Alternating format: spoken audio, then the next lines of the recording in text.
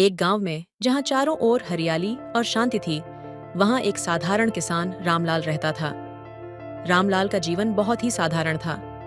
हर दिन वह अपने खेत में काम करता, फसलें उगाता और अपनी पत्नी सीता और 2 बच्चों के साथ खुशहाल जीवन जीता।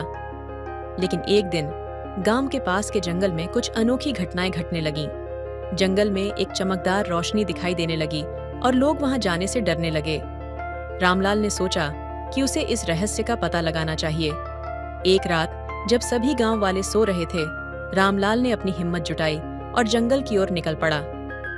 जंगल में कदम रखते ही उसने महसूस किया कि वहां की हवा में कुछ अजीब सी ऊर्जा है। वह धीरे धीरे उस रोशनी की ओर बढ़ने लगा।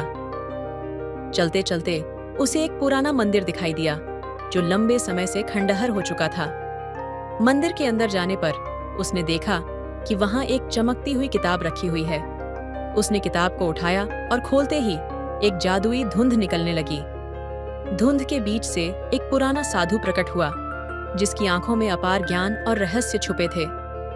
साधु ने रामलाल को बताया कि यह किताब एक प्राचीन जादुई ग्रंथ है जिसमें महान शक्तियां छुपी हैं, लेकिन इन शक्तियों का उपयोग केवल वही कर सकता है जिसका दिल पवित्र और इरादे नेक हों।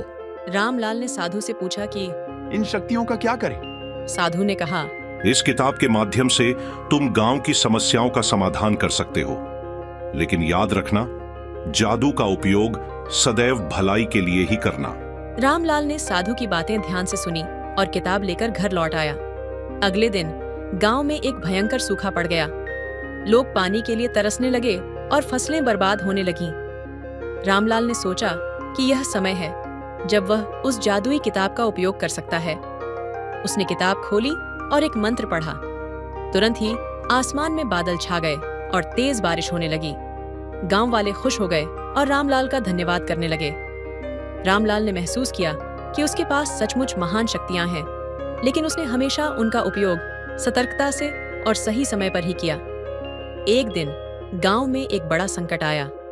गांव पर एक भयानक राक्षस का हमला हुआ। लोग डर के मारे इधर उधर भागने लगे। रामलाल ने अपने दिल की आवाज सुनी और जादुई किताब का सहारा लिया। उसने एक शक्तिशाली मंत्र पढ़ा और राक्षस के सामने खड़ा हो गया। राक्षस ने हमला किया, लेकिन रामलाल ने अपनी शक्तियों से उसे हर बार विफल कर दिया। आखिरकार राक्षस ने हार मान ली और गांव छोड़कर चला गया। गांव वाले रामलाल की बहादुरी की तारीफ करने लगे। रामलाल को गर्व हुआ, लेकिन उसने कभी अहंकार नहीं किया। उसने हमेशा गांव की भलाई के लिए ही जादू का उपयोग किया।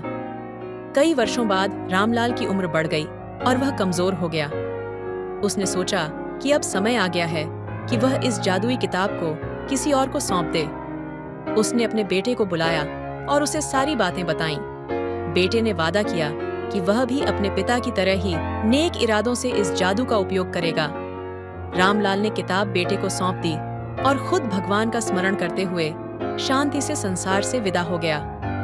गांव में रामलाल की कहानियां पीढ़ी दर पीढ़ी सुनाई जाती रहीं और उसकी यादें हमेशा जीवित रहीं।